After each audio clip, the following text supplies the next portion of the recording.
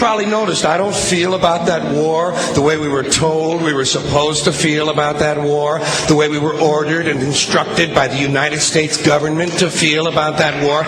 You see, I tell you, my mind doesn't work that way. I got this real moron thing I do. It's called thinking. And I'm not a very good American because I like to form my own opinions.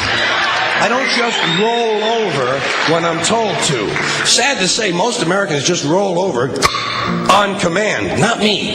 I have certain rules I live by. My first rule, I don't believe anything the government tells me. Nothing. Zero.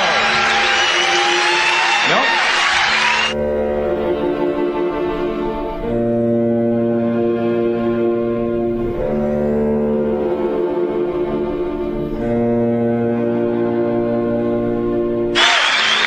I don't take very seriously the media or the press in this country, who in the case of the Persian Gulf War were nothing more than unpaid employees of the Department of Defense, and who most of the time function as kind of an unofficial public relations agency for the United States government.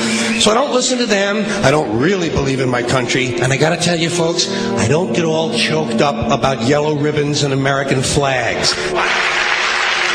Now, to balance the scale, I'd like to talk about some things that bring us together. Things that point out our similarities instead of our differences. Because that's all you ever hear about in this country is our differences. That's all the media and the politicians are ever talking about, the things that separate us, things that make us different from one another.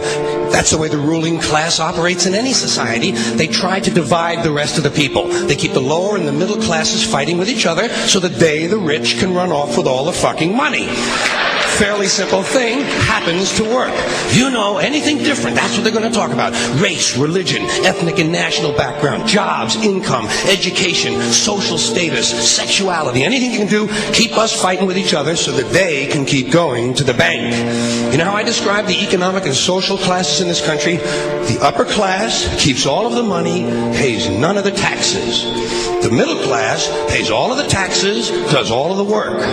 The poor are there just to scare the shit out of the middle class. Keep them showing up at those jobs.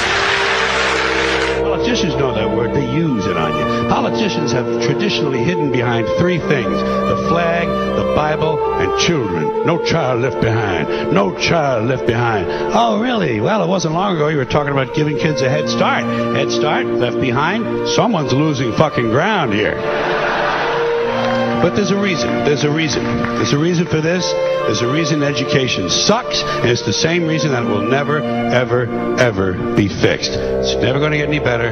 Don't look for it. Be happy with what you got. Because the owners of this country don't want that. I'm talking about the real owners now. The big, the wealthy, the real owners, the big wealthy business interests that control things and make all the important decisions.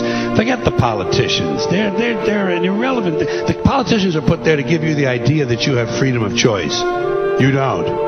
You have no choice. You have owners. They own you. They own everything. They own all the important land. They own and control the corporations. They've long since bought and paid for the Senate, the Congress, the state houses, the city halls. They got the judges in their back pockets, and they own all the big all the big media companies. So they control just about all of the news and information you get to hear. They got you by the balls.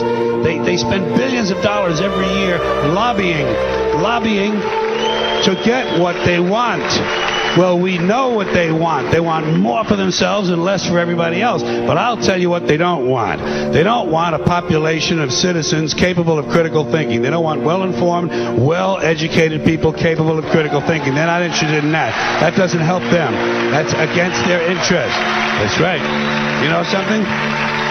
They don't want people who are smart enough to sit around the kitchen table and figure out how badly they're getting fucked by a system that threw them overboard 30 fucking years ago.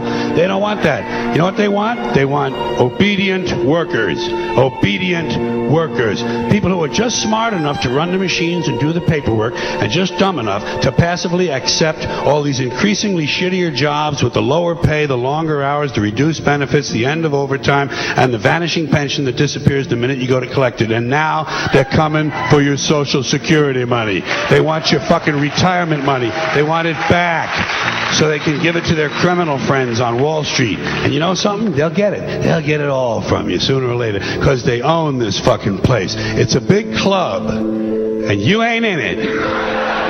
You and I are not in the big club.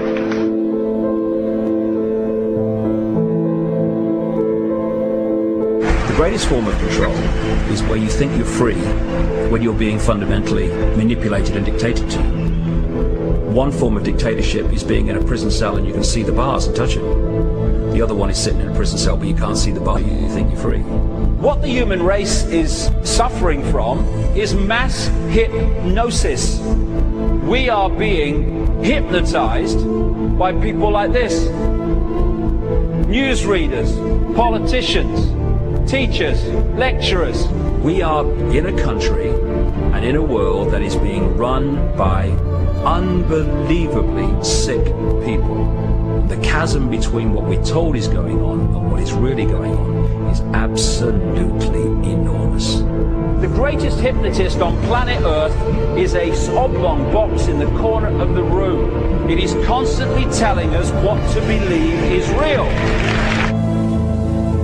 Historically, the control and manipulation of political opinion has been the Freemasons' main weapon in gaining control of countries and states.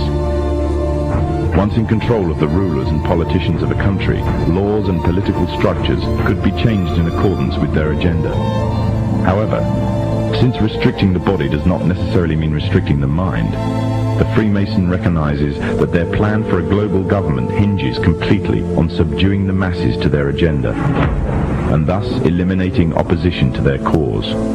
And the greatest threat to their plan, posing more danger than any army or law, is the threat of a free-thinking mind.